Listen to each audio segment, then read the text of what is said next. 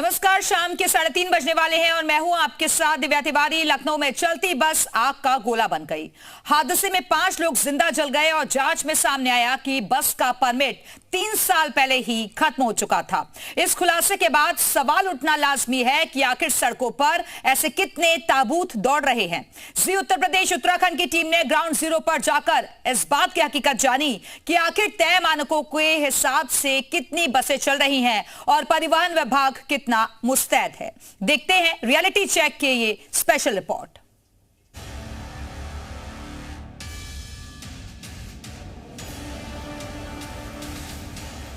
पंद्रह मार्च को लखनऊ में चलती बस आग का गोला बन गई। हादसा इतना भीषण था कि 5 लोग जिंदा जल गए।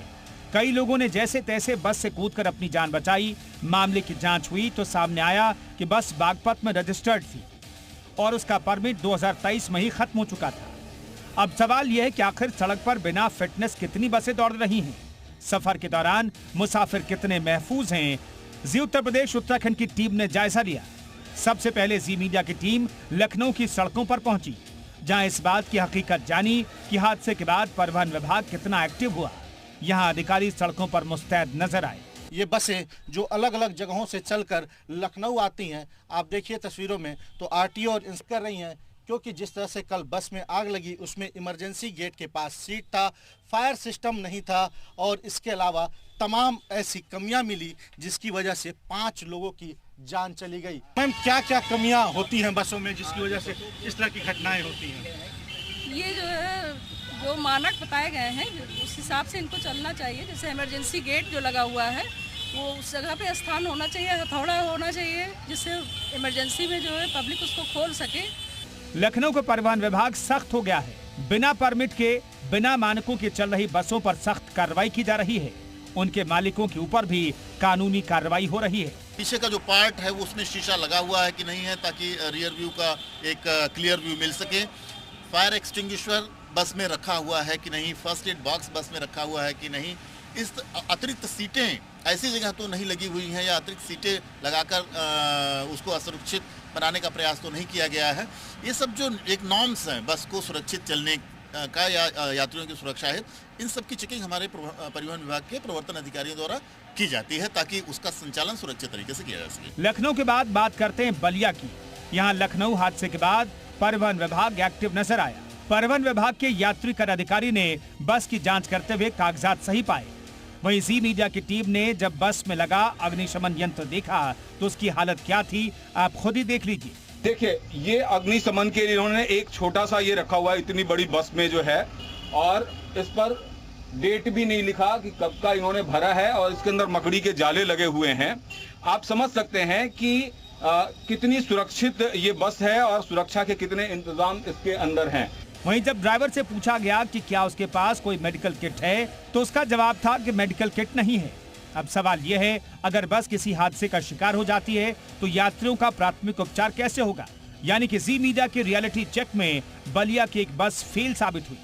तो अगर कभी एक्सीडेंट हो जाए तो आप कैसे मदद करेंगे यात्रियों की? सर, जवाब नहीं है, इसका जवाब नहीं है। बस चलाएंगे, यात्रियों को एक जगह से दूसरी जगह तक लेकर जाएंगे, लेकिन जो सुरक्षा के जो कानून है, जो नियम है, उसका पालन नहीं करेंगे। अब रुख करते हैं गाजीपुर का। जी मीडिया जब रियलिटी चेक करने ग्राउंड जीरो पर पहुंची तो एआरटीओ कार्यालय के पास वाहनों के फिटनेस को लेकर चलाया जा रहा अभियान भी हमने देखा। खुद एआरटीओ अपने दल बल के साथ सड़कों पर उतरे नजर आए।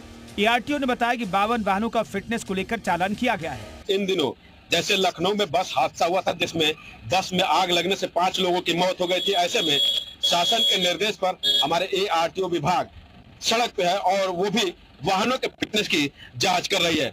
और मेरे द्वारा एआरटीओ प्रवर्तन द्वारा भी चेकिंग किया जा रहा है। हाईवे पे भी चेकिंग किया जा रहा है। हाँ, कल अभी वहाँ पर 52 गाड़ी जो है चालान किया गया है। और बात बुंदेलखंड की करते हैं। लखनऊ हादसे के बाद जालौन में एआरटीओ बसों की चेकिंग करते नजर आए। जी मीडिया की रियलिटी चेक में प्रशासन की मुस्तैदी तो नजर आई, लेकिन बसों की हालत खस्ता हाल ही दिखी। तो अगर इस तरह की बसें अगर लगातार चला रहे हैं और इसके पहले भी हम लोगों ने बहुत सारी ऐसी बसें थी जिनमें कमी पाई गई है, उनको हम लोगों ने किया गया है। यहाँ एक विशेष अभियान चला करके बिना फिटनेस के और डग्गा मार तरीके से दौड़ रहे बसों और अन्य वाहनों के खिलाफ कार्रवाई शुरू कर दी गई। जी मीडिया की टीम आज परिवहन विभाग के अधिकारियों के साथ रियलिटी चेक करने के लिए ग्राउंड जीरो पर उतरी थी। यहाँ पर आप देख सकते हैं कि जो इमरजेंसी किट्स है उसको देखा जा रहा है कि यहाँ पर ये इमरजेंसी किट्स सही से होता है कि नहीं। तो यहाँ पर कोई भी इमरजेंसी किट्स जो है वो रियलिटी चेक में नहीं दिखाई दे रही है।